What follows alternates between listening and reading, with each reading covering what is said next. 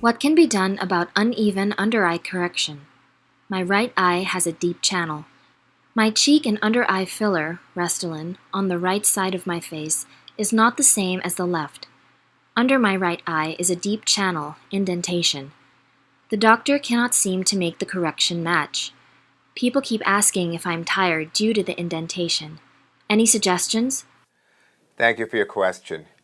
You submit your question with a single photo with an arrow pointed to your area of concern.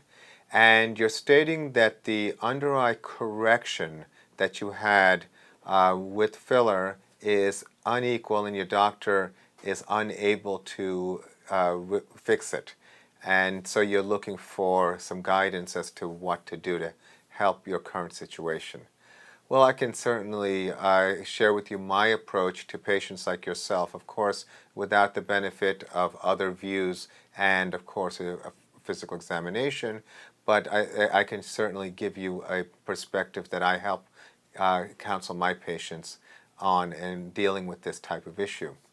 A little bit of background: I'm a board-certified cosmetic surgeon and fellowship-trained oculofacial plastic and reconstructive surgeon. I've been in practice in Manhattan and Long Island for over 20 years and helping people with the under-eye area, whether it's puffiness, hollows, as well as facial aesthetics, with both non-surgical as well as surgical solutions, has been a big foundation of my practice for now more than 2 decades. So I'll share with you first how I counsel my patients when I evaluate them for rejuvenation in this area. To begin with, I take photos from the front, 3/4 views, and side views, and I help patients understand that when they look in the mirror and they see a hollow under the eye, well, very often it's also in the context of the face also having relative asymmetries in terms of the relative prominence and projection of the cheekbones.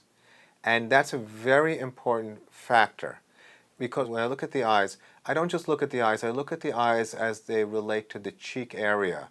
And this can be very helpful in planning a strategy that can optimize the rejuvenation. So when I look at your face and in the area where you point the arrow, where you're concerned about the asymmetry and the indentation, I would also point out that the cheek area, the eyelid to cheek junction, there's less volume, as well as maybe some less volume in the most prominent part of the cheek on that side, called the malar eminence.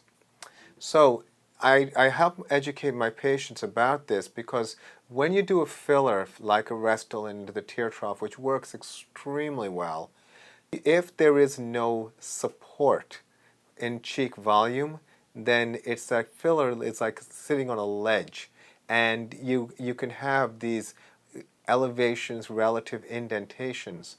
So what I frequently do is I'll combine the filler under the eye with the filler in the cheeks. And again, looking at the eye and cheek as one continuous area. Now, we use a method called structural volumizing for the cheek area, and this is important because when you think of what we're correcting, we're trying to correct the volume at the bone level. It's important to correct volume at the deeper fatty compartments of the cheek as well. This way it looks more natural and it blends as if without creating surface irregularities and not looking overdone. Now that's the art of doing this.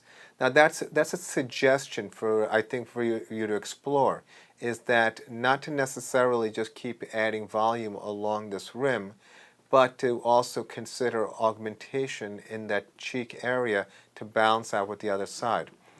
There's nobody who has a perfectly symmetric face, and that's just what I explain to my patients, is we are beautifully imperfect. However, it's understandable that if there is an obvious difference that's drawing the attention of people around you, well, that's not productive, and you want to try to do something about that. So if your doctor is unable to assist you with this, find an experienced cosmetic surgeon, someone who knows this area very well, who does a lot of fillers in the under eye area and the cheek area. And like I said, in terms of technique, there are many different ways to do these injectable fillers.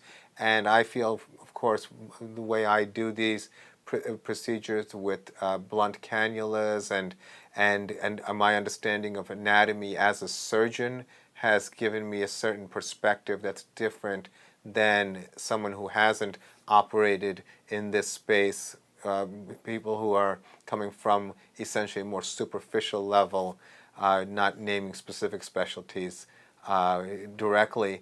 But certainly I feel like that from a surgeon, from my perspective as a surgeon, I think that structural volumizing and these compartments around the eyes, I have definitely been successful with this, and I think that that is the key to helping you maximize the symmetry that you're trying to seek. So again, meet with qualified, experienced doctors in this area and learn about your options, and I think that you should be able to get an improvement. You may need to dissolve a little bit, but it's not, I don't think it's likely that it would be necessary. But certainly the key is to have balance as good as possible, and to understand, I guess the take-home message here is understand how the eyelid and cheek are really connected, and how enhancement can really create a more balanced appearance. So I hope that was helpful. I wish you the best of luck, and thank you for your question.